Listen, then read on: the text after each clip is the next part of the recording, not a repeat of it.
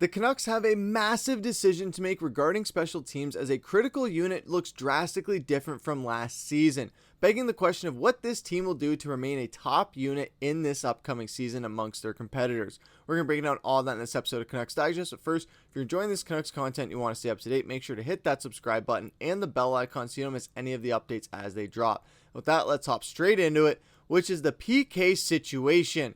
So the Vancouver Canucks were tied with the New Jersey Devils for the second fewest power play goals against, giving up just 39 goals on the power play all season, thanks to a third best 82.6 penalty kill percentage. That's a stark change from the previous season when the Canucks were 17th in the NHL with a 79.1% penalty kill percentage, and an even bigger change from 2 seasons ago when the Canucks were dead last in the league at 71.6.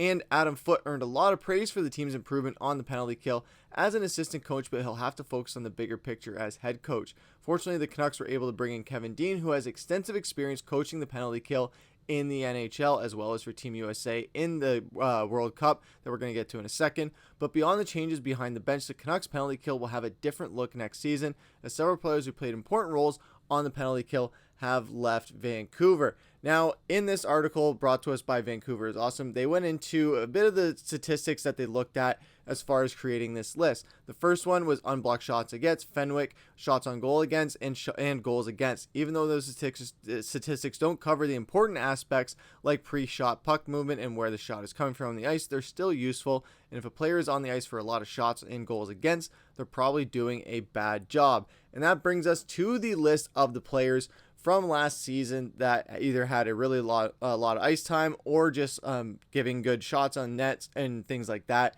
But this is where we look at the top 16 skaters for Vancouver in the forwards and the defensemen as well. Where you see there at the top of the list, you have Vinny Desharnais, Dakota Joshua. Those guys aren't there right off the bat. Marcus Pettersson, Derek Forbort, those guys absolutely were our best players on the penalty kill, and Marcus Pettersson doing it in a very short amount of time for Vancouver and being a staple in this penalty kill basically from the get-go when he got there. Derek Forbort as well, he was fantastic, logging a very good amount of ice time there, as well as 119 minutes, and as well with the shots and goals against, not too bad as well, and same with the faceoffs. Then you go down there with Conor Garland, surprising a lot of people on the penalty kill where he's not typically known for being a PK guy. Then of course Kiefer Sherwood, who played great all season in all aspects and was just one of our best all-around players. Drew O'Connor, he gave up a lot of goals on the penalty kill, but he was still really solid and his speed was very useful. Danton Heinen, he's no longer there. He was still pretty solid on the penalty kill. That was basically all that he was good for in Vancouver before they shipped him out. Then you go on to Tyler Myers, obviously the veteran presence. Pius Suter, who really struggled, or who was struggling at times, but he is no longer there. He is off in St. Louis. Filip Hronek, of course, one of our other big D guys. Then you have Teddy Blueger as well, who logged the most amount of time on ice as far as our current roster players. Then, of course, Elias Pettersson, who we're going to get into a little bit towards the end of this video. Then Noah Juulsen, Carson Soucy, and JT Miller rounding out the bottom, as those guys are all gone. Now, 3 guys at the bottom, them being gone, it's great. They were liabilities. Now they're gone. JT Miller, the only reason he was there was for face-off circles. And then when he was emotionally checked out, it was just not a matter of time before they were just taking him off of there and then shipped him on his way out. But as far as forwards, Conor Garland and Kiefer Sherwood look good by the underlying numbers, as does Drew O'Connor, though he was on the ice for a high number of goals against, as the numbers were stating. And the opposite is true for Pius Suter and Teddy Blueger. However, taking into account the context that they were typically on the first unit playing against the opposition's top power plays, they were on the ice for a relatively high number of shot attempts against, but had the lowest goals against amongst Canucks forwards. Raises the question of how much was that due to their efforts and how much was due to the goaltenders behind them. We know that it was a great goaltending tandem that we had all season, even with Demko's health in a bit of a up in the air state at a lot of times during the season. He still played pretty consistent and was a bit of the Demko that we saw 2 seasons ago, and now he's going to be back fully healthy hopefully this season, where he can improve upon that. Then you have Kevin Lankin, who was our 1B goalie, oftentimes at 1A, where he was very reliable and just was a great presence to have between the pipes, where he brought a lot of stability to a crease that we didn't really have the season before, where Casey DeSmith was asked to do a lot more than he was capable of, where Kevin Lankinen, he rose up to that challenge of being able to start 40, 50 games, and we're going to see that happen probably a lot more, not just in Vancouver, but across the NHL, where teams get a 1A, 1B type goalie rather than a 1 and a 2, because the age of 60, 70 game goaltenders is slowly fading away, with injuries and health and the way the game is changing, the way players are changing, the way the game is played, as well as the way that the shots are being come at them, and as well as the physicality of the game, you're going to start seeing goaltenders play a little bit less of games throughout the regular season and probably see more of a 50-50 split down the next couple of years or so. But then in any case as well, with Conor Garland and Sherwood being a potential penalty killing duo next season, one of them could pair with Bluger as well, with the other playing with Drew O'Connor. And again, Conor Garland, not known for penalty killing, killed penalties for Kevin Dean on Team USA at the 2025 World Championships. I just think it's something interesting to note there, where Conor Garland, again, not a lot of people expect him to be a big presence on the power play, but he does have some power play experience. And as it stands right now, according to Puckpedia, with looking at the different aspects on their depth chart, when you look at the penalty kill, you look at how it kind of ranks right now as far as the projections, where you got Conor Garland as well on that second penalty kill unit with Kiefer Sherwood and Derek Forbort, Tyler Myers. I do like Myers and Forbort there, where Forbort is a bit more, is not big, but he is big in as far as in size, just not in height, where you have Myers with the height and the reach. Then on that first unit, you have Drew O'Connor's speed and Teddy Bluger's size, as well as Marcus Pettersson, who is an absolute unit on the penalty kill, and Filip Hronek, who will probably be a mainstay on that penalty kill unit. But then that takes us to where the prospects fit into this, because when you look at that, that's a pretty solid penalty kill unit as it stands right now. But if you are consistently rolling with that every single game, and especially early on where the discipline might not be at the tightest that it can be throughout the season, that's going to bring a little bit of struggles, and you're going to want to rotate guys in.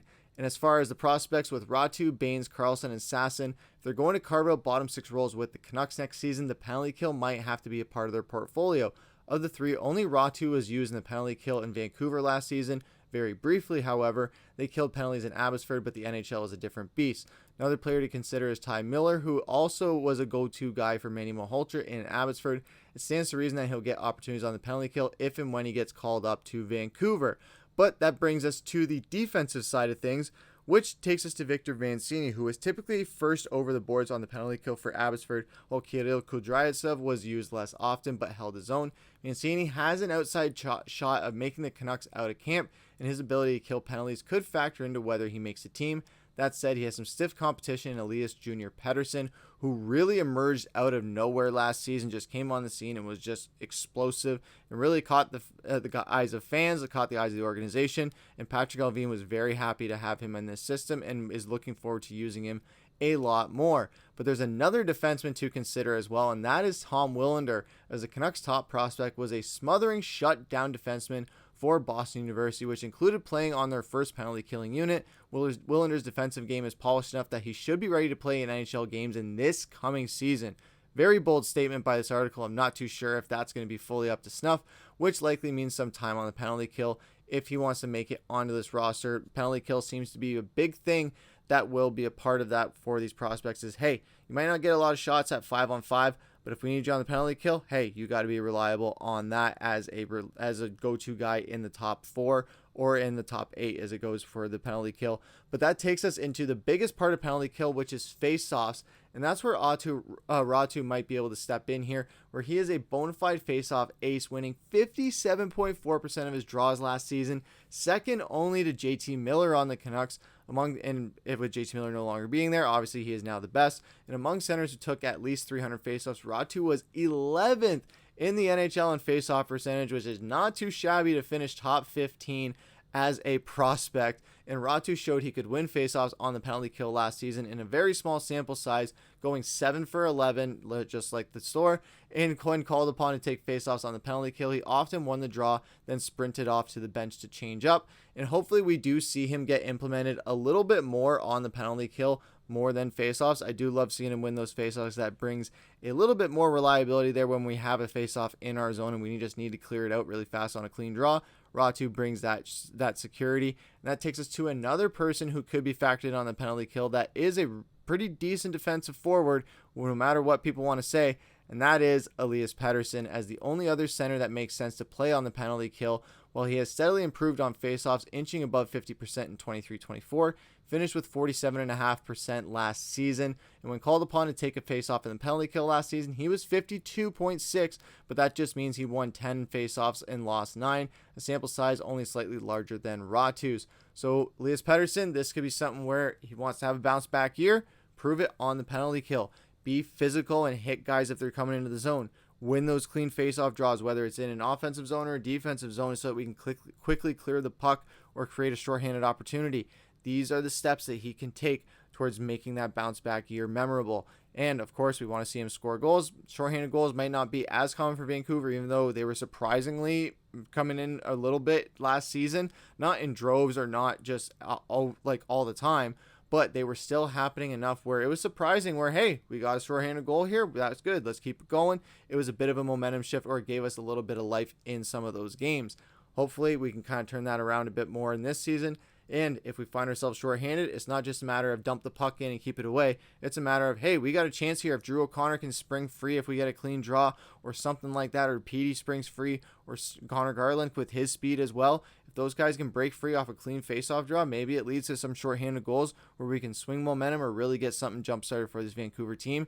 Because this is a team that did not score a lot of goals last year, and if we're shorthanded, we're not going to be scoring a lot more as well. But at least we can try and make something happen while we are shorthanded if that is the case. But let us know what you guys think about all this down in the comments below. What do you guys think would be your ideal penalty kill setup? Would you guys roll with these 8 guys as your penalty kill setup? Or would you rotate a prospect in there? Or would you put Aatu Räty in there as a mainstay on the penalty kill? Whether it's Elias Pettersson, Aatu Räty, or some of the other guys like Linus Karlsson. Let us know down in the comments below of how you would want to see this penalty kill unit shape up in the next season and what you think Vancouver will ultimately do. But that's going to do it for this episode of Canucks Digest. I've been your host, Griffin. Take care.